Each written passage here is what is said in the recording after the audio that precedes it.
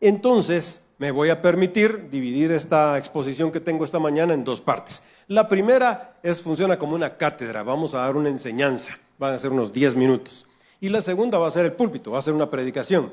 Pero necesito yo darles este marco referencial para que juntos podamos entender más profundamente el mensaje ya dado, el que estamos dando y los mensajes que han de venir después, para que todos tengamos este marco referencial y podamos decir, oh, ya estoy captando aún más por qué el Señor está hablando de esto. Así que sí, vamos a sonar un poquito a escuela dominical acá, claro que sí, y tengo preparadas algunas ilustraciones para que nos vaya ayudando el entendimiento de estas cosas, porque a veces yo más complico las cosas que saber qué. Muy bien, ¿de qué se tratan estas 7 iglesias? ¿A qué corresponden? ¿Están en Apocalipsis? ¿Será que son figuradas? ¿En realidad será un mensaje dirigido a iglesias tal cual? ¿Cómo se pueden interpretar estos mensajes? Bueno, la primera interpretación es la más simple, la que hay, es que son 7 iglesias. 7 iglesias ubicadas geográficamente, dirigidas allí, que se copiaron 7 veces del mensaje, o sea, el Apocalipsis completo se copió 7 veces y se le envió a cada una el Apocalipsis o la narración bíblica con un mensaje específico para aquel lugar. Entonces la primera, vamos a ver esta ilustración, solo que siento, me disculpan, voy a quitar el púlpito, lo voy a correr un poquito para poder verlo.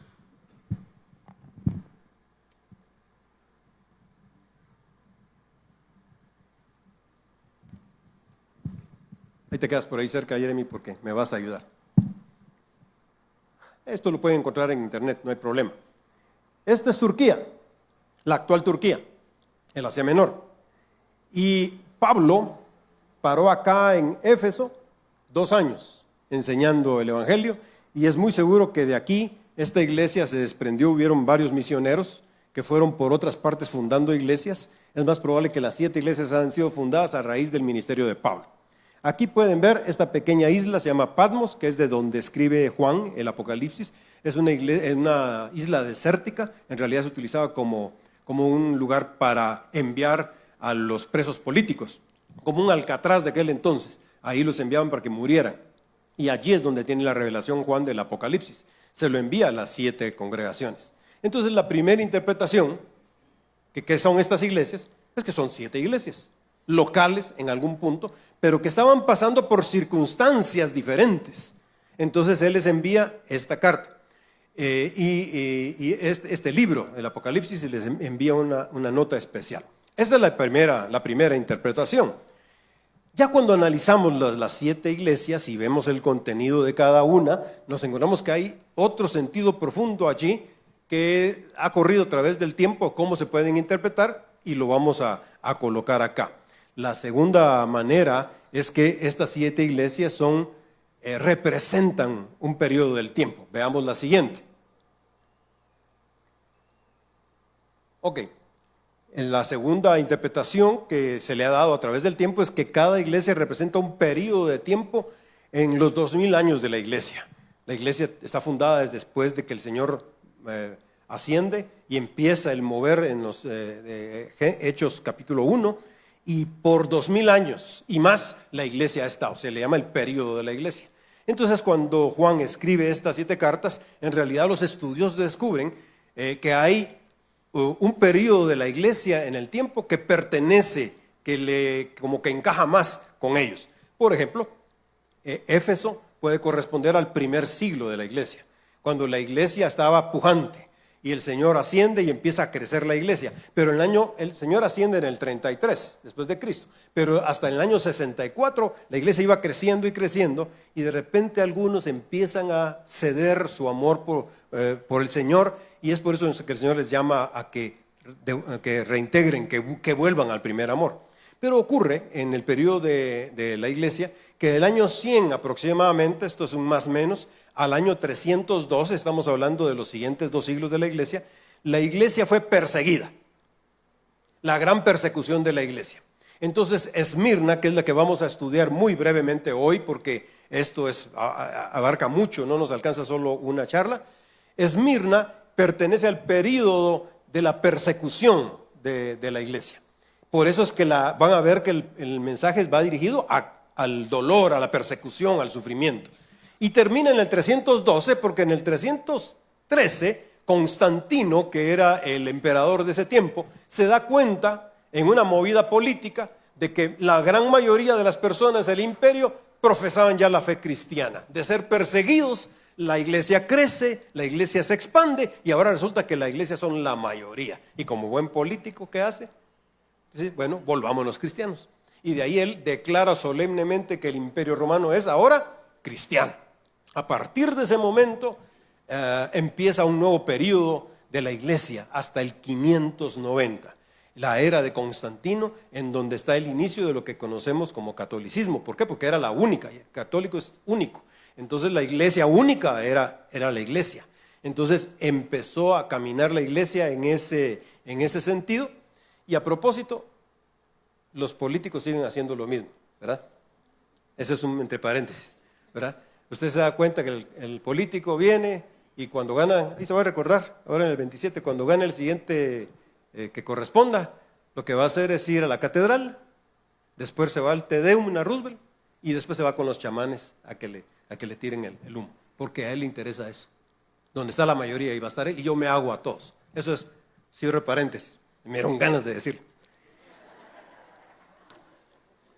Luego, en el gobierno del catolicismo, en realidad hay un periodo de gobierno papal. ¿Por qué? Porque eran los papas los que gobernaban en aquel entonces, eran religiosos y políticos en todo el sentido de la palabra, ellos gobernaban el tiempo aquel. El periodo de la Edad Media, la edad del oscurantismo le llaman también, en donde obviamente la iglesia se desvió totalmente. Es un periodo de hasta el 1517, es la iglesia que pertenece a Tiatira. Y se van a dar cuenta cómo lo describe Juan. ¿Por qué hasta 1517? Porque en 1517 un hombre que lee el libro de Romanos, que dice yo necesito perdón de pecados, se da cuenta que nadie estudia la Biblia porque la Biblia está encadenada, solo le pertenece a algunos. Él va y clava 95 propuestas en la pared de un templo y dice yo quiero que me respondan estas cosas, se llaman las 95 tesis de Martín Lutero. Y a partir de ahí hay un cisma en la iglesia y empieza a funcionar lo que otros llaman, o algunos han llamado la Reforma Protestante. De ahí surgió Martín Lutero, Zwinglio, Calvino y todo aquel movimiento de la iglesia. Siguió el catolicismo por su lado, pero el movimiento protestante, que así se le llamó, por otro lado. Y empieza ese mover, esa gran división, y un mover como de regreso a las escrituras, pero parcial. A eso corresponde a Sardis, dicen los estudiosos. Y en 1750 se marca una era que va hasta 1890, dicen algunos, en mi opinión no. En mi opinión todavía abarca el siglo XX, va hasta 1940, 50, cuando hay grandes movimientos, grandes avivamientos, campañas de sanidad y hay grandes evangelistas por todo el mundo. En Guatemala todavía sufrimos y vivimos esa expansión con el terremoto de 1976, cuando hubo un gran avivamiento en la iglesia evangélica en Guatemala y vino nuestro querido hermano Luis Palau a predicar y se convirtieron miles de gentes. Yo les digo, en ese año yo me convertí a Cristo, fui parte de ese avivamiento y es la era de las misiones, la iglesia de Filadelfia. Se le conoce por la era del amor, cuando ellos expanden el evangelio y los misioneros van por todas partes del mundo predicando el evangelio. Y esa fuerza misionera se va apagando a mitad del siglo XX.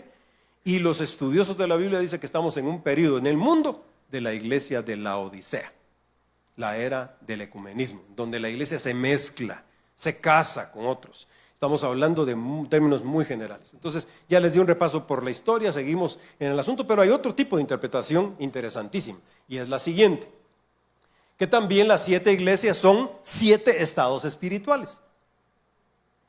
7 estados espirituales, en donde se pueden ver hasta por regiones del mundo y se pueden ver también en regiones de un mismo país o se pueden ver en diferentes agrupaciones cristianas en un mismo lugar o se pueden ver en diferentes familias de una congregación o se pueden ver en una familia, en los miembros de la familia están pasando por ciertos estados espirituales. Ahora aterricemos esa fumada. ¿Cómo es eso? Explíquemelo, barajémelo más despacio. Significa que si vemos que son estados espirituales por regiones del mundo, hay iglesias en algún lado del mundo que son más del estado espiritual de Éfeso. Han abandonado su primer amor. Estamos hablando de regiones del mundo. Yo me atrevo a decir que en Estados Unidos hay una buena sección una buena parte de Estados Unidos que está viviendo el periodo de Éfeso, han dejado su primer amor. También algunas partes probablemente de Europa. Pero otras están viviendo una época de Esmirna en este mismo momento. Léase, por ejemplo, las persecuciones que están sufriendo los cristianos en África. Hay en varios países de África que están siendo perseguidos los cristianos. Vea usted la persecución que sufrió la iglesia evangélica el siglo pasado por medio de China prohibiendo. Y lo que ocurrió es que la iglesia creció. En Esmirna, aquí, la iglesia no cede, crece, aún en la persecución. Hay iglesias que están ahorita en el periodo de Esmirna sufriendo persecución, mientras otros están en Éfeso dejando su primer amor. Pero también en este periodo hay quienes a la misma vez están sufriendo tal vez una época institucional, ¿verdad? En donde piensan que la iglesia está gobernando como en Tiatira, o están queriendo partir el asunto entre la tradición y regresar a la iglesia. Y hay iglesias y regiones en donde están en Filadelfia. Yo me paro aquí y los veo a ustedes. Yo anhelo y veo que nosotros podemos estar aquí, en Filadelfia, en este estado espiritual de Filadelfia. También se refiere a agrupaciones, significa que nuestra congregación puede estar en Filadelfia con su primer amor, enviando misiones, predicando, pero hay otras congregaciones que están ahorita dejando su primer amor. Hay congregaciones que están siendo mundanas, metiéndose como Tiatira, ¿verdad? Les interesa poco Cristo. Y ahí las peores son las que están aquí en la Odisea, las que Cristo no está allí, Él anda tocando la puerta para ingresar. Y hay congregaciones así, a la misma vez en una misma región, pero también familias. Significa que aquí en esta congregación, para continuar con el asunto, hay familias que están en la Odisea. Es decir, Cristo no está ahí, pero vienen a la iglesia. Pero también hay otros que están en Filadelfia, aman al Señor y están aquí, le sirven al Señor con gozo. Pero hay quienes tal vez están en Éfeso aquí. Hay familias que están queriendo regresar al primer amor, ¿verdad? La Odisea también es de los cristianos tibios, los que son vomitados por el Señor. Es decir, que aquí en la congregación es muy seguro que hay familias que están experimentando diferentes estados espirituales. ¿Va conmigo? Ya lo aburrí. ¿Sí? Voy a ir rápido. Pero hay una última interpretación de esto y ahora veamos el cuadro. Y es que a nosotros se refiere a familias y grupos, sino se refiere a los cristianos como tal. Voltea a ver al vecino. Mire si tiene cara de Esmirna o de la Odisea. Porque hay cristianos que están faltando a su primer amor, salieron de su primer amor, y le puede decir al otro, hueles a Éfeso. ¿Sí? Hay algunos cristianos que están en un periodo de sufrimiento, han pasado el sufrimiento por causa de Cristo, y están viviendo su periodo de Esmirna. Pero a la par hay uno de Éfeso que le va, él está en otras ondas. Pero lo peor viene aquí, cuando hay cristianos que son mundanos. Vienen el domingo, esos no vinieron hoy, solo vinieron al primer servicio, se fueron ya. Vienen y son mundanos, ¿sí? Van a la iglesia el domingo, pero el día lunes, a ver dónde los encontramos, ¿sí? Basta ver sus redes sociales en qué andan. O sea, están aquí, pero no son. Son mundanos, están metidos ahí. Y hay otros que están peor, ¿verdad? Son paganos totalmente, se han alejado del Señor. Alguno me podrá decir, entonces no son cristianos ustedes. Lo único que sé decirles es que en cualquier periodo de la iglesia siempre hubo cristianos genuinos, siempre. Porque el pueblo del Señor siempre ha estado ahí, aunque en al menos escala en unos lados y en otros mucho, pero siempre hay cristianos genuinos en cada estado espiritual. Y imagínese el cristiano muerto, ese que le vale todo, ese es cristiano, pero anda allá afuera en el mundial, ¿sí? Ese se fue al mundial, y no estoy hablando del que viene ahorita de fútbol, se fue al mundial, ese no quiere nada con el Señor. Y, gloria al Señor, diga conmigo, ese soy yo, el cristiano fiel. El que el Señor anhela. Mire, y el cristiano tibio, ¿cuál es? Es aquel que a veces sí y a veces no, ¿verdad? Es el cristiano mojarra. ¿Sí? ¿Sí? Lo interesante de esto es que yo puedo brincar y experimentar varios estados espirituales en mi vida cristiana. Yo le digo, con 66 años de vida y 50 de estar en Cristo, he experimentado varios de esos y no son agradables. Yo he experimentado qué significa dejar el primer amor. Yo me recuerdo mi avivamiento cuando me entregué a Cristo, cómo era. Me comí la Biblia, siendo un patojo de 13 años, me la comí yo, pero me la comía. Y decidí leer la Biblia todo un año siempre. Y de 50 años de vida cristiana, sin mucho unos 18 o 20 veces he leído la Biblia, porque lo demás lo dejé de hacer. porque dejo el primer amor. También no he experimentado esto todavía, pero sí experimenté esto. Yo tuve un periodo de Pérgamo en mi vida. Yo sé qué significa ser un cristiano que conoce de la palabra, que es llamado al Señor, pero vivir en el mundo. Esto es terrible y no le deseo a nadie esto y morirse estando allí. Es terrible. Y casi puedo, esto no, pero casi pude experimentar esto y este también. O sea, yo pude experimentar eso. Y se los digo para la gloria de Dios, no para ufanarme yo, sino porque yo me evalúo y digo, ante tanto golpe, ante tanto fracaso, ante tantas circunstancias, no me queda otra. Me hago aquí. Es que no tengo otra, hermanos.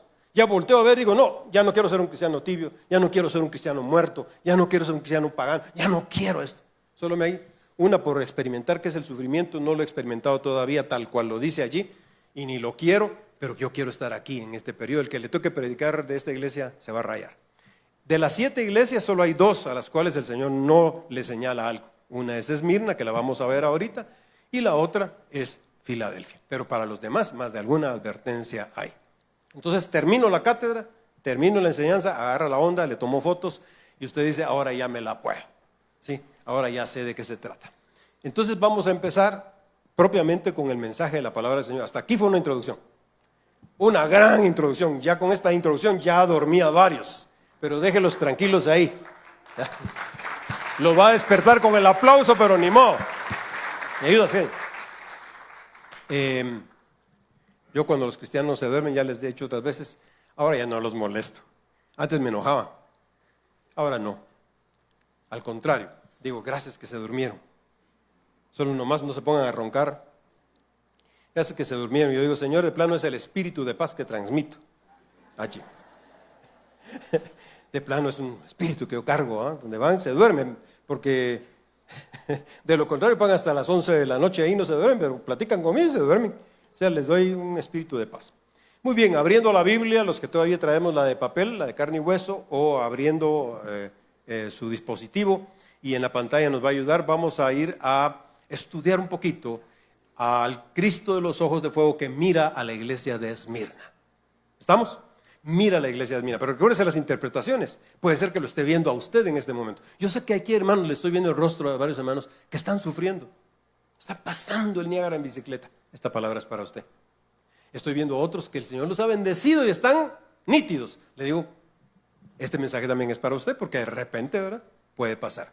Porque he aprendido algo y lo van a ver ahorita. Levante la mano quien ya sufrió alguna prueba en su vida cristiana. Levante la mano. Voy a tratar de lograr ver aquí bien arriba porque no es media prueba, ¿verdad? Ok, baje su mano. ¿Quién? Y yo dije, ha pasado, ¿verdad? Ahora levante la mano. ¿Quién está en este momento pasando una prueba difícil en su vida cristiana? ¿Sabes? Gracias a Dios que son pocas las manos. Baje su mano. Le aviso. ¿Salió de una prueba o está en una prueba? Usted va a una prueba. Porque la vida cristiana es una constante prueba. Salgo de una, tal vez estoy en otra, pero voy para otra. Y hay comunes denominadores. Y el común denominador lo vamos a ver aquí. Que Cristo nunca, oiga, Cristo nunca, ¿cuándo dije? Nunca. Cristo nunca me abandona en medio de una prueba. ¿Quién toma esa palabra para sí? Cristo nunca. Entonces puede ser que usted haya salido, o esté, o de repente va a caer en una prueba. Recuérdese esta palabra. Cristo nunca lo va a abandonar en la prueba. ¿Sí? Yo sé que alguno ahorita dice, es buena charla, es una buena teoría. Cuando esté en el fuego de la prueba, se recuerda esta palabra. Recuérdese esta palabra. El Señor nunca te abandonará en la prueba. Y lo voy a enfatizar de nuevo y cuando lo repita, alguno que diga, esa palabra es para mí, va a levantar la mano. Cristo nunca te abandonará en la prueba, mi querido hermano. Mantenga la mano arriba y si le tiene confianza al de a la par, dígale, esta palabra también es para ti. El Señor también a ti nunca te va a abandonar en la prueba. Es de creerlo. Claro que la única manera de experimentarlo es cuando uno está metido en el asunto. Ahorita es teoría para muchos, gracias al Señor. Pero para otros puede ser realidad. Pero para los otros es palabra profética. Va a ocurrir. lamentablemente, pero va a pasar. Entonces, el Señor nos avisa para que nosotros sepamos cómo reaccionar ante estas cosas. Y nos escribe el apóstol Juan, desde la isla desértica de Patmos a nosotros, y nos dice, versículo 8, escribe esta carta al ángel de la iglesia de Esmirna. Ya hemos aprendido en estas prédicas que el ángel es el pastor, es el líder de esa congregación. Este es el mensaje de aquel que es primero y último, que estuvo muerto pero que ahora vive. Y resulta que para cada congregación que se menciona hay un Cristo que le atiende con una característica de ese Cristo. Es decir, escuche con atención, no importa en qué periodo espiritual usted esté pasando, Cristo va a estar presente con alguna de sus características en su vida. Ahora es el Cristo eterno, el primero y el último. Es el Cristo resucitado, el que murió pero ahora resucitado. Para Éfeso era otro, para Filadelfia va a ser otro, para la Odisea es otro, pero siempre Cristo está presente. De alguna manera está presente en cualquier estado espiritual que usted esté pasando. Y espero que eso le quede. Cristo siempre va a estar presente con usted, siempre. Partiendo del hecho de que usted genuinamente es hijo de Dios. Y no soy yo quien para dudarlo. Así que usted tómelo y diga, puesto que soy hijo. Diga conmigo, puesto que soy hijo, esta palabra es para mí. Entonces ocurre que es una iglesia llamada, ¿qué dice? Esmirna. La palabra Esmirna se traduce literalmente como mirra. La mirra es un ungüento especial, es una matita especial del cual hacen un ungüento y con eso ungían a las personas al morir y los enterraban con eso. ¿Qué le regalaron a Cristo cuando nació? Oro, incienso y mirra, porque mirra era un elemento muy codiciado y era como para los reyes. Era un regalo que se daba muy preciado.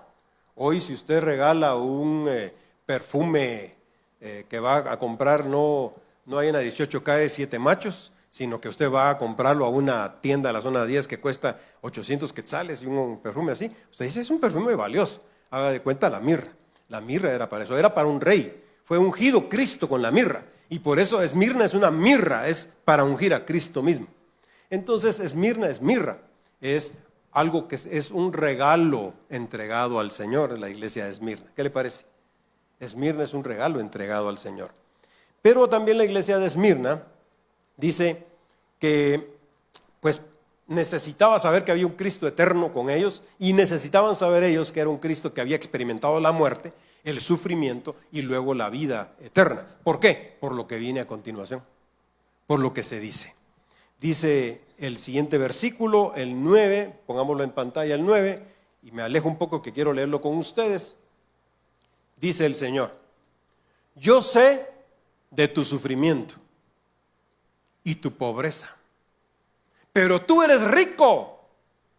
Conozco la blasfemia de los que se te oponen y dicen ser judíos, pero no lo son, porque son su sinagoga le pertenece a Satanás. Entonces aquí me detengo un poco y antes de seguir tengo que contarles la historia para que todos entendamos bien el contexto. Y es lo siguiente. La iglesia de Esmirna estaba situada en un puerto. La ciudad era un puerto. Entonces había mucho movimiento económico en esa región que es Turquía. ¿Se recuerda que vimos que es Turquía? Entonces es un puerto de Turquía y ahí en el puerto había mucho movimiento económico, eran muy abundantes en negocios. Esmirna era muy rica, había mucho movimiento ahí. Si fuera hoy, sería la Guadalajara de México, por ejemplo. Sería Nueva York de los Estados Unidos. Y así por el estilo, ciudades tan poderosas que no son la capital, pero son más que la capital. Pues así era Esmirna. Y el día de hoy, en esta fecha, la ciudad se llama Izmir, en Turquía. Izmir, usted entre al YouTube y mire los videos de Izmir. Es una chulada de ciudad, preciosa, a la orilla de un mar azul con playas blancas. Es extraordinaria la ciudad de Izmir. Es preciosa, dicen que tiene un ambiente, un clima tan delicioso, mediterráneo, se parece al Mediterráneo, y que la gente va y el comercio del turismo es inmenso allí. El turismo que va a las playas y el turismo religioso que va a todas las ruinas de las iglesias y toda la historia de Roma. Entonces, hoy Izmir es muy rica. En aquel entonces también lo eran. Y ocurre de que también era una ciudad muy pagana. ¿Por qué? Porque hacían competencia en todo el Imperio Romano para ver cuál era la ciudad que más era devota al César, al emperador romano. Le levantaban templos, levantaban estatuas a los emperadores, le rendían honores. Y ellos en esta ciudad consideraban que César era un dios. No solamente él era emperador romano, sino era un dios. Y le rendían culto al César. Y ellos llegaban ante las plazas donde estaban levantados los símbolos para César y le rendían honores como a Dios. Y decían, César es el Señor. Y luego levantaron un acta diciendo, aquí todos adoran a César. Y el que no le adore va a sufrir cárcel. Y se cumplió eso. Todos tenían que adorar a César. Pero hicieron una cláusula, excepto los judíos. Ellos sí pueden adorar a su Dios, porque los judíos eran monoteístas. Todos los demás no, tenían muchos dioses. Entonces dijeron, quitemos a todos y solo dejemos a César. Y como los judíos solo tienen a Jehová, dejémoslos a ellos con su Jehová. Y en eso se incrusta la iglesia. En eso viene predicadores y se convierten a gente a la iglesia y empieza a formarse la iglesia de Esmirna. Y entonces estaban aquí, que no eran politeístas porque no adoraban a ningún dios, pero tampoco eran del movimiento judío, aunque venían de ahí, porque así eran, no se consideraban judíos. Y entonces dijeron, bueno, nosotros que somos acá, pero ellos estaban predicando el evangelio y creciendo. Y entonces los judíos, los líderes del Sanedrín, se voltearon hacia los cristianos y dijeron a los líderes de Esmirna, ellos no son judíos, ellos no pertenecen a nuestro grupo, así que miren ustedes qué hacen con ellos. Y entonces los romanos se voltearon y dijeron, ajá, ustedes no son de los judíos, nosotros pensábamos que sí, entonces tienen que adorar a César. Y ellos tenían la decisión, ¿qué hago? ¿Adoro al César y declaro que él es el Señor? ¿O vengo y pongo la cara y digo, no, Jesucristo es el Señor? Ellos tuvieron que tomar una decisión. Y cuando tomaron la decisión por Cristo, ¿qué hicieron las leyes romanas? Los metieron a la cárcel. Y no solo eso, les quitaron sus trabajos. Era prohibido darles trabajos al que no considerara que César era el Dios. Les quitaron sus negocios, en el sentido de que no permitían que ellos negociaran. No podían vender, no podían comprar, porque ellos no adoraban a César. Ellos adoraban a un tal Jesús que habían crucificado por allá. Entonces empezaron a quitarles sus fuentes de ingreso. Y resulta que los cristianos empezaron a empobrecer, pero los demás estaban en una ciudad rica, abundante, de mucho comercio, y lo único que tenían que hacer era levantar su mano y decir, Ave César, César es el Señor. Él vive para siempre. Él es el Señor de todo. Pero no, los cristianos se mantuvieron en su postura y empezaron a morirse poco a poco económicamente y llegaron a ser los más pobres de la región. Y luego de eso, años después, la persecución vino de tal manera contra todos los cristianos que arrasaron con la iglesia y la llevaron a los circos romanos. Se cuenta de un discípulo de Juan que se había convertido con Juan siendo patojo. Y ya él se convirtió y siguió al mando de la iglesia de Esmirna y probablemente iba a otras localidades. Este hombre creció tanto en la fe y era considerado un gran líder, que eran de los padres de la iglesia, que se les llama los patriarcas de la iglesia, que eran discípulos de los apóstoles. Y este hombre se levanta y sigue predicando el evangelio. Su nombre era Policarpo. Y Policarpo lo atrapan, lo agarran, se lo llevan al líder romano en Esmirna y él, pensando que iba a ganar adeptos así, lo pone frente a toda en la ciudad y le dice, aquí está Policarpo, el líder de esos cristianos. Policarpo, te doy una oportunidad. Aquí públicamente tú tienes que decidir, si declaras aquí que César es el Señor, te liberamos de la muerte y te damos paz, tranquilo, nada pasa con vos. Pero si tú declaras que Jesús es el Señor, en este momento vas al Coliseo y mueres. Policarpo dice más o menos la historia que dijo, tengo 86 años de conocer a Jesús me ha amado, nunca me ha hecho mal, al contrario, todo el bien que he recibido lo recibo de parte de Él. ¿Cómo haría yo para negar al Cristo? Jesús es el Señor. Jesús es el Señor. Y lo tomaron, lo llevaron al circo romano y muere Policarpo en aquel lugar. Policarpo llegó a ser como un representativo de la iglesia. Ahora, conociendo esta historia, ¿está conmigo todavía? Sí, voltea a ver al vecino si no se durmió. Ahí, tranquilo, está dormido, no le diga nada. Tranquilo, no lo despierte. Entonces, allí, en medio de todo eso, ya podemos entender más el mensaje del Evangelio. Regresemos al texto. ¿Qué dice? Yo, dice el Señor, ¿qué? Sé de tu sufrimiento. Y nosotros ya también lo sabemos, ¿no? Ya se las conté. Yo sé de tu sufrimiento. Y también de tu pobreza. ¿Por qué? Porque definitivamente ellos estaban mal. La palabra pobreza aquí en el idioma original, en el griego, evoca no falta de liquidez, no una situación difícil económica, no. La palabra literal para traducir pobreza es mendicidad.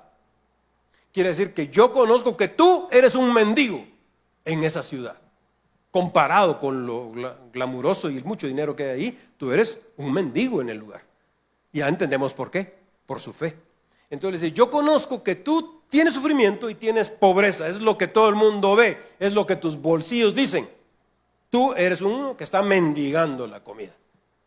Pero le dice, pero tú eres rico. Y lo dice con signos de admiración porque es una declaración. Dice, todos ven algo, pero yo veo algo que tú no ves. Y eso es algo extraordinario, hermanos, porque el Señor ve cosas en nosotros que ni nosotros nos atrevemos a ver de nosotros mismos. Hay cosas que Dios sabe de ti, que ni siquiera tú sabes de ti mismo que eres capaz. ¿Cómo te va esa? Eso es fumada de la verde, ¿verdad? Piénselo. Hay cosas que Dios sabe de ti, que ni siquiera tú sabes que tienes y de que eres capaz. ¿Cómo te va esa? Te la barajeo más despacio. ¿No la viste? Hay cosas, hermano, que ni tú sabes que tienes capacidades, que tienes cosas, pero Dios sí sabe. Porque Dios nunca va a hablar mal de ti. Jamás. Es más, nosotros sí somos buenos para hablar mal de nosotros. ¿Sí? ¿Cuántos de ustedes, yo me ubico también, nos hemos pegado una maltratada alguna vez? Pero qué... Es que sos un tit. Es que ¿cómo se te ocurrió? Penco, mira que... Yo sé que algunos jóvenes cuando salen de los exámenes dicen, si esa la tenía, ¿por qué? Es que qué bruto, ¿cómo? Porque nosotros así nos hablamos. Hablamos mal de nosotros, pero el Señor no habla así. Pero tú eres rico. Y esto me da a entender que el Señor está conmigo en medio de la prueba, número uno, en primer lugar, porque Él me conoce. Él me conoce. ¿Qué conoce de mí? Él puede conocer mis inclinaciones, mis pensamientos, mis deseos, mis intenciones, porque la Biblia dice que Él conoce hasta las intenciones del corazón. ¿Cuántos de los que estamos acá alguna vez hemos hecho oraciones sinceras, pero sinceras? Pero aquellas oraciones que usted espiritual, moral, éticamente abre su corazón y se desnuda delante de Dios y le dice, Señor, aquí estoy, la regué, papito. Metí las 4. No, Señor, estoy tan arrepentido de lo que hice. Si tan solo tú pudieras ayudarme. Oraciones así, sinceras. Esas las da el sufrimiento.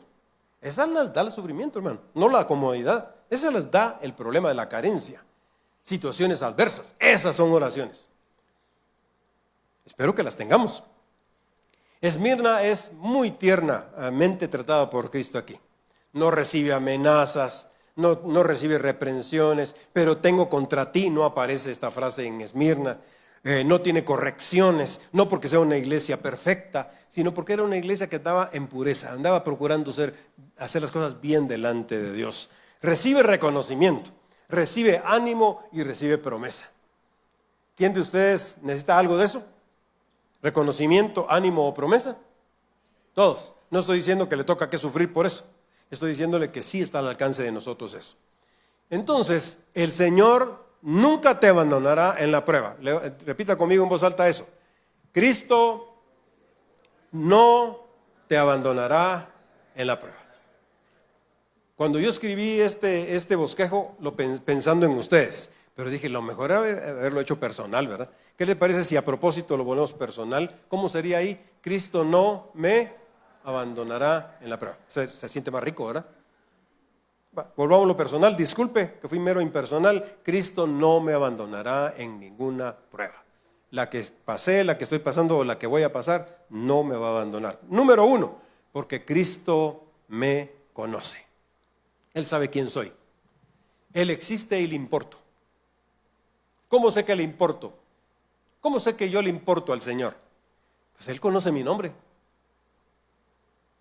Él me escucha cuando oro. Me encanta una frase de mi esposa que me dice, es que el Señor me lee.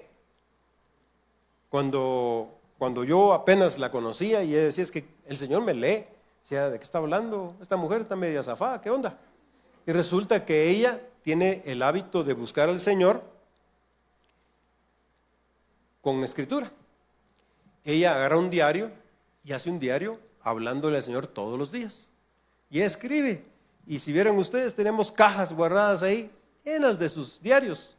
Escribe. En las mañanas todas las mañanas se levanta, una taza de café, se sienta y tiene una hora de relación con el Señor íntima, lee la palabra y escribe. El Señor me lee. Qué rico es eso. El Señor te escucha, el Señor te lee. Pero ¿sabes qué más lee? Lee lo que piensas.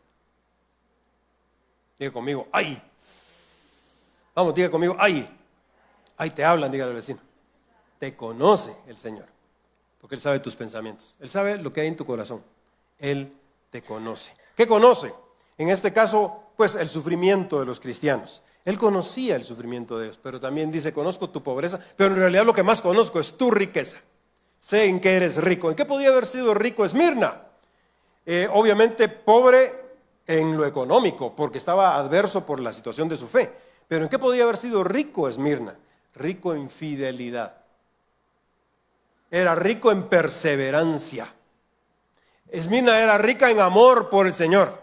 Era rica en la palabra porque ella se apegaba a la palabra. Porque el Señor en eso en realidad pone el punto. Dice, ¿qué tan perseverante eres? Pues en esa medida está tu riqueza. El Señor te conoce. Pero no solo el Señor te conoce. En segundo lugar, el Señor no solo no te abandona en la prueba porque Cristo te conoce, sino en segundo lugar, ahí va la segunda, apúntela. Cristo me fortalece. Aunque aparece como T, ¿verdad? Te fortalece y dijimos que lo íbamos a personalizar. Entonces Cristo me conoce y Cristo me fortalece. Ahora, dice el texto, vamos al versículo que sigue. Dice, no tengas miedo. No tengas miedo de lo que estás a punto de sufrir. El diablo meterá a algunos de ustedes en la cárcel para ponerlos a prueba y sufrirán por 10 días. No temas. La Biblia está llena de la frase no temas, desde Génesis hasta el Apocalipsis, y ahí lo encontramos, no temas. Está llena la Biblia de afirmaciones. Alguien se atrevió a decir que 365 veces, como una vez por día.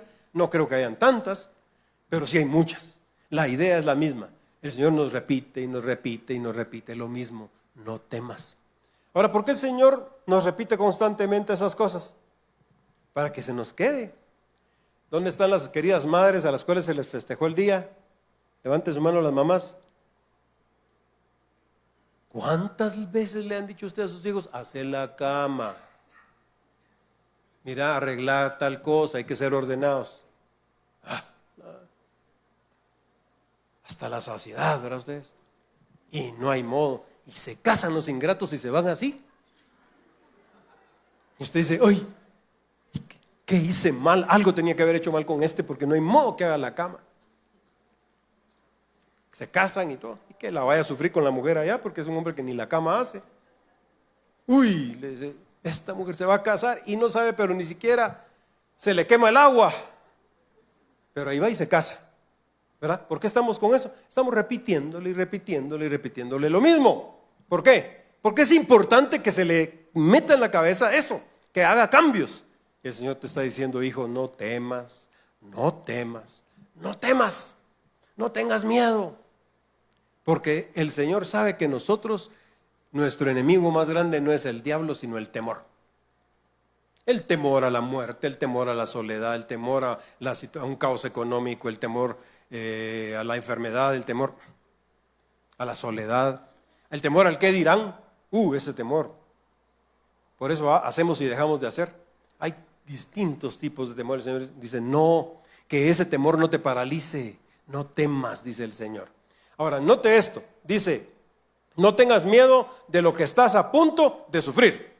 ¿Cuándo escribió esta carta Juan? La escribió, la mayor parte de los estudiosos dicen que pudo haberla escrito por ahí por el año 70, 80, cuando empezaba la gran persecución, pero no tan fuerte, todavía no era tan fuerte. La más fuerte vino años después, cuando les conté de Policarpo, cuando arrasaron con la iglesia. Pero les dice, no tengas miedo de lo que vas a sufrir. Ahora, ¿encuentra usted en el texto que diga, por ejemplo, no tengas pena, mijo, te voy a sacar del sufrimiento ahí? No tengas miedo, mira, va a haber prueba, pero yo te voy a sacar de la prueba. No dice eso. El Señor no dice eso, yo te voy a librar. Le está diciendo, no tengas miedo, vas a sufrir, pero no tengas miedo, yo estoy contigo. Cuando a Pedro le dice, Pedrito, te informo algo, el diablo ha venido a pedirme aquí, hizo una agenda de cita conmigo, lo recibí y tenía un punto en su agenda. Me está pidiendo permiso para que te zarandee él. El diablo me está pidiendo para zarandearte. Pedrito de repente le dijo, pero Señor, buena onda, tú sabes que soy tu apóstol número 1. Buena onda, me imagino que lo mandaste al diablo. Y a continuación le dice, pero tranquilo, una vez que vuelvas, confirma a los hermanos. Le está diciendo, papadito, de que te van a zarandear. Te van a zarandear. Yo lo he permitido. ¿Qué pasaría por mi mente y la suya si le avisara el Señor que le viene un gran sufrimiento?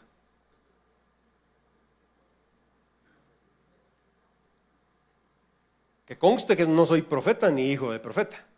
No vengo a hablarles de eso. Pero mientras estaba yo ahí en la alabanza, me vino a mí un recuerdo de hace años. Me ocurrió. Y estábamos aquí en la iglesia. Y en ese tiempo teníamos el altar para este lado. ¿Quiénes están todavía sobreviviendo a eso? Levante la mano. ¿Quiénes experimentaron eso? Los siervos amados, ungidos del Señor, son los únicos que experimentaron eso. Para este lado, ¿se recuerdan?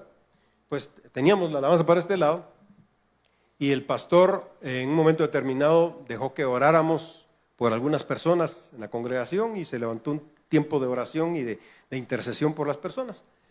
Hermanos, yo sé que el don de maestro lo tengo, pero el don de la palabra profética, de sueños, visiones, Dios no me lo ha dado a mí. Es más, soy un tetunte que no me recuerdo ni lo que soñé. O sea, no tengo esos dones, yo no los tengo. No soy profeta, no soy hijo de profeta, no tengo esos dones lindos que otros tienen. Pero yo estaba ahí, en la primera fila, adorando al Señor. Solo déjeme echar un vistazo. Sí, los hermanos no vinieron, me va a dar chance de hablar de ellos.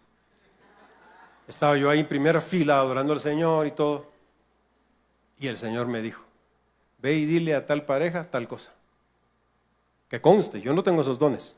Pero eventualmente el Señor me dice algo, eventualmente.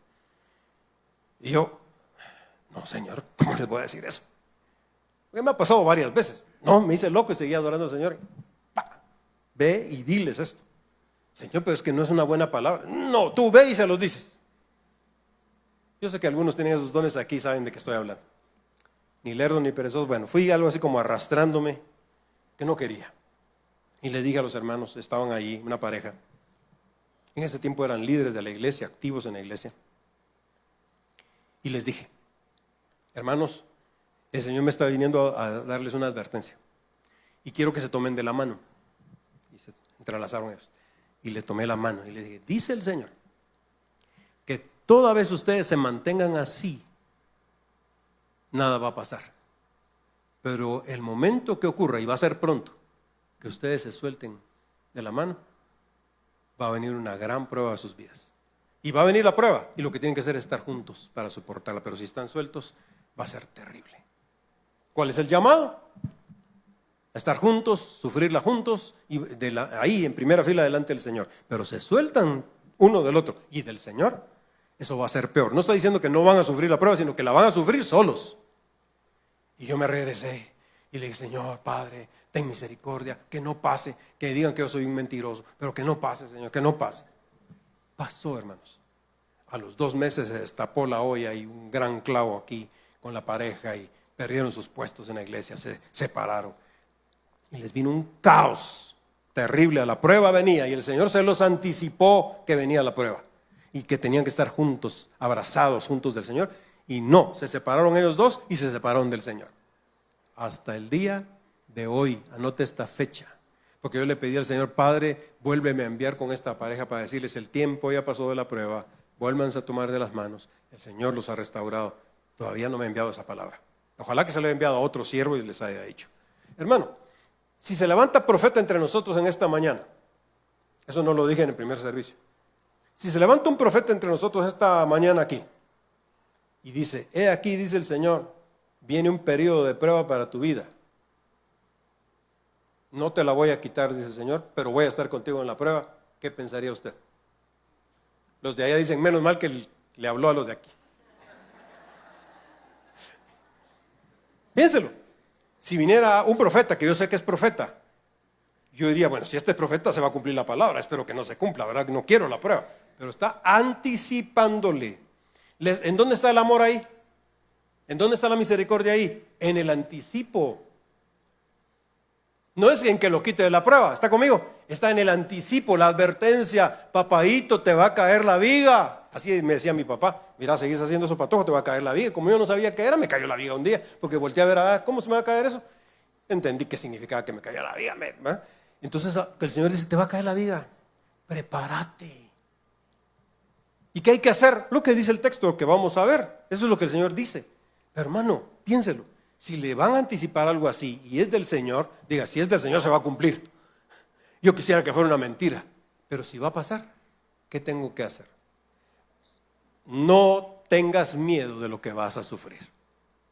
Cuando Juan lo escribe, no había pasado todo lo que iba a venir después. Esto fue, en el momento estaban sufriendo, pero era una palabra profética, porque décadas después les tocó terriblemente. Y pudieron haberse recordado de Juan diciendo: hey, Juan nos lo anticipó. Cristo te conoce. Cristo te fortalece, porque dice: te van a meter en la cárcel, es decir, prueba, pero ¿cuánto tiempo va a ser? ¿Cuánto dice? 10 días. Me metí a investigar en la Biblia, en sus orígenes, los términos en griego, qué significaba 10 días, y como en Apocalipsis muchos de los números indican algún periodo, alguna situación, algo. Yo dije: ¿qué significará esto? Y 10 días, y lo vi en la traducción literal, y cómo puede interpretarse. ¿Sabe cómo se interpreta? 10 días. 24 horas, sí, 10 días, 24 horas, calendario. Entonces yo dije: ¿qué significa esto? Porque algo tiene un significado. Significa que el tiempo del sufrimiento es corto. Agarra onda, vas a sufrir, pero no es para siempre. Es corto el sufrimiento. Tiene un periodo corto, aunque nosotros lo sintamos que es terrible. No, es corto, el periodo de sufrimiento es corto. Las pruebas tienen finalizaciones. No es para siempre la prueba, hermanos. Lo que sí es para siempre es su promesa. Yo estoy contigo en medio de la prueba. Eso es eterno. ¿Quién lo dice? El primero y el último, el alfa y la omega. Por eso tiene razón de ser el título. El que murió pero resucitó, porque venció la muerte, y por eso vence el sufrimiento y vence la prueba. Él es el que te está diciendo: papadito, vas a sentir que te mueres, pero te vas a resucitar. La prueba va a ser terrible, pero vas a salir de ella. Son solo 10 días, es un periodo corto. Ahora escuche esta que me la fumé, esta es fumada de la verde. Hay 3 consuelos que el Señor está diciendo aquí. El sufrimiento no es infinito, tiene límite. 2, el sufrimiento no es accidental, tiene propósito. Y en tercer lugar, el sufrimiento no escapa al control de Dios. Tiene supervisión divina, tiene autorización divina, tiene permiso divino. Se la repito de nuevo. Otra vez la fumada de la verde. Ahí va el humito para que a todos les agarre. El sufrimiento no es infinito, tiene límite. El sufrimiento no es accidental, tiene propósito.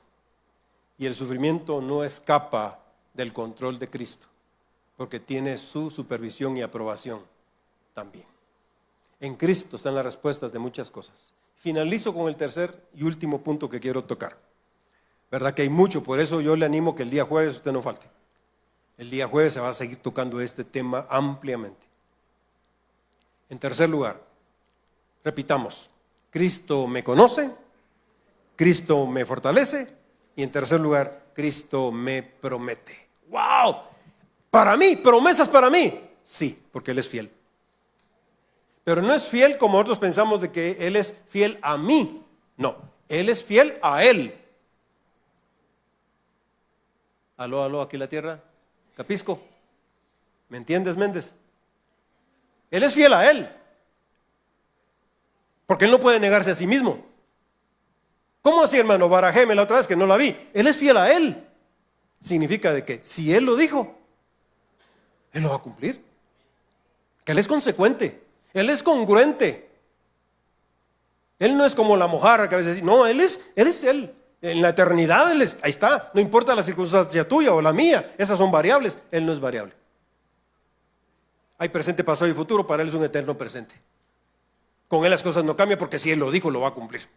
Si Él lo dijo, va a pasar. Él es fiel. Qué piedra en donde yo me paro, donde yo no me hundo. Es Cristo. Cristo me fortalece. ¿Y qué promete Él? Dice, parte del versículo 10 y el 11 dice, al final dice, pero si permaneces fiel, ¿qué es lo que nos pide el Señor? Fidelidad en medio de la prueba. Pero si permaneces fiel, incluso cuando te enfrentes a la muerte, te daré la corona de la vida. Todo el que tenga oídos para oír debe escuchar al Espíritu. Ahora sí despierta el que está dormido, tiene que escucharlo y entender lo que Él dice a las iglesias. Los que salgan vencedores no sufrirán daño de la segunda muerte. Dos promesas. La primera es que te voy a dar una corona y la segunda es no vas a pasar por dos muertes, solo una. Solo aquella en donde nos llevan el cuerpo ahí, pero hay vida eterna. Pero hay una segunda muerte y habla Apocalipsis 20, 21, por ahí léalo. La segunda muerte. Pero me quiero centrar en la promesa de la corona de vida. Es a la única iglesia que se le ofrece una corona. Ni siquiera a Filadelfia. Hay 5 coronas que en la Biblia están, ya las hemos estudiado aquí y en grupos también. 5 coronas y esta es la de la vida. Entonces me volví a meter al estudio del idioma original para ver de qué estaba hablando Juan. Y encuentro de que en el idioma en que Juan escribió, el griego koiné, el popular, hay 2 palabras para lo que nosotros traducimos como corona. 2 palabras. La primera se traduce diadema. Repita conmigo. ¿Ya vio que usted habla griego también? Diadema. La diadema es una corona que se utilizaba para los reyes, para los de eminencia, los líderes políticos del tiempo. Entonces les colocaba una diadema. Hoy hay todavía reinados en Europa y tienen sus coronas. Era para identificar, aquel es el rey porque tiene una diadema. Pero hay otra palabra, que esta diadema no se usa aquí cuando Juan escribe. Cuando habla corona no pone diadema, pone otra palabra que es Stéfanos, que tiene que ver con una corona de laureles. Y esa no se lo colocaba a los reyes. Se le colocaba a los campeones, a los que corrían la maratón y llegaban hasta la meta. Entonces les coronaba con un premio. Estéfanos. Por eso a mi primer hijo le puse por nombre Esteban. ¿Quién se llama Esteban acá? ¿Tiene alguien que se llama Esteban? Porque Esteban significa el varón de la corona. Es corona, Esteban significa corona. Entonces, el que llega a la meta es coronado. Es colocado una diadema, una guirnalda como símbolo que es campeón. porque logró llegar a la meta. Porque 42 kilómetros los corrió y llegó a la meta. A propósito, ustedes acaban de saber que vencieron el tiempo de la maratón últimamente. Creo que fue un keniata, lo venció menos de 2 horas, correr 42 kilómetros. Acaba de vencer la barrera, las 2 horas. Pero el que corre los 40, y usted y yo lo corremos en 5 meses, llegamos a los 42 aquí. Yo 6. ¿Qué significa? Perseverancia. ¿Lo repite conmigo? Perseverancia. Significa que se le premia al perseverante. No es corona de rey lo que vas a recibir, es corona de triunfador, es corona de atleta que llega porque es perseverante. El Señor reconoce y premia la perseverancia. Al aguantarse en medio de la prueba y salir de ella y decir: aquí estoy. Esa prueba no me movió. Ni la muerte, ni la vida, ni ángeles, ni principados, nada, ni lo profundo, ni lo alto me va a poder separar del amor de Cristo, decía Pablo. Perseverancia, mantenerse, ser fiel, agarrar el estandarte de Cristo y decir: aquí estoy. Perseverancia. Ese es el mensaje del hombre que es fiel, o del Cristo que es fiel. Al creyente le dice: sé tú fiel también. Cristo te promete corona de vida para el que es sufrido. Y termino, y la muestra que voy a terminar es que les voy a pedir que nos pongamos de pie para descansar un poquito. Los que pueden, pónganse de pie. Ese es un truco que aprendí, que poniéndolos de pie pueden aguantar otros 20 minutos más en la prédica. Cristo me promete que va a estar conmigo, su presencia conmigo siempre, no te va a abandonar, te conoce, te fortalece y te promete cosas. Aférrate a eso, al Cristo, agárrate, hermano, como si fuese un huracán y encuentras algo de que asirte, porque si no te lleva el huracán, agárrate de Cristo. Yo no lo anhelo, no lo deseo, pero va a pasar, algunos vamos a tener sufrimientos. Aférrate a Cristo. El Cristo que es fiel nos pide fidelidad. El Cristo está allí, ese Cristo que está ahí, porque Él es el primero y el último. Él está al principio y está al final de la prueba. Está en medio, está conmigo. Él está al principio y está al final de la prueba. Por eso es el primero y el último. Él pasó por la muerte, pero va a la vida. ¿Por qué? Porque Él sufrió la muerte, pero la venció. Él dice: si yo lo hice, tú eres mi hijo, lo vas a hacer también. Tú también vas a vencer la muerte conmigo. Tienes que pasarla, pero la vas a vencer también. Y me puse a pensar: Señor, ¿cómo puedo serte fiel hoy si no tengo persecuciones? En Guatemala no estamos pasando un periodo de esmirna, no hay persecuciones. Probablemente, como dijimos, en algunos países de África, en los países musulmanes, en China, esté sufriéndose persecución de alguna manera, pero en Guatemala no. Y le pregunté: Señor, ¿qué quieres decir tú con ser fiel en medio de la persecución hoy, aquí, para mí? Puede ser, te lo leo rápido lo que escribí, que ser fiel significaría no negar a Cristo bajo ninguna presión. Aunque pierdas ese negocio, porque te están diciendo: ¿sabe qué, papadito? Todo depende del color del billete, así hacemos el negocio. Y tú dices: hola, Señor, pero tú me conoces, tú sabes, Padre, que te voy a dar 20% del diezmo si sale este negocio. No vas a venderme por un plato de lentejas. Es una forma de persecución, una forma de demostrar fidelidad. ¿Lo vas a hacer bien? ¿Lo vas a hacer para su gloria? ¿O te vas a doblegar? Fidelidad.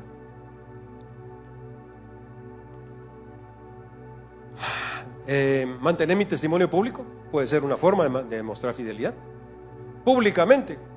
No significa que se ponga usted ahí con un megáfono: soy cristiano, arrepiéntanse, viles pecadores. No, pero demuéstralo con tu forma de vivir, demuéstralo con tus principios y tus valores, que la gente diga: de veras, este es diferente, este no lo doblegamos tan fácil. Todos hablamos de una manera y este no habla así. Como a Pedro: tú eres de Cristo porque hablas como Él. No quiero que entre a su trabajo: vosotros hoy os bendigo, queridos compañeros de milicia. Ahí está, eso es para que se despierte, para que sienta cómo hacer el arrebatamiento. Permanecer espiritualmente firmes puede ser otra manera. Sí, espiritualmente firmes puede ser otra. Que no nos dobleguen las cosas, pues. ¿Y qué se hizo fulano de tal y dónde está? Es que vieras vos todos los problemas que está pasando. Y es que mira, fíjate cómo está pasando problemas. Aquí está de bajón, fíjate. Me gustaría que hubieras estado en Esmirna en el primer siglo para que me dijeras qué significa estar de bajón. Y que por eso no vienes a la iglesia. Y por eso no vas a tus faros, no vas a tus cubos, no vas a nada, porque estoy de bajón. Por eso a veces es necesario las pruebas, hermanos. Hay que purificarnos. La iglesia de las más puras que había era Esmirna. La pureza de la prueba. No quiero eso para sus vidas ni para la mía, pero hay que ponernos pilas, hermanos. Ahorita que estamos así, decir, Señor, no, firme, firme, perseverante, fiel.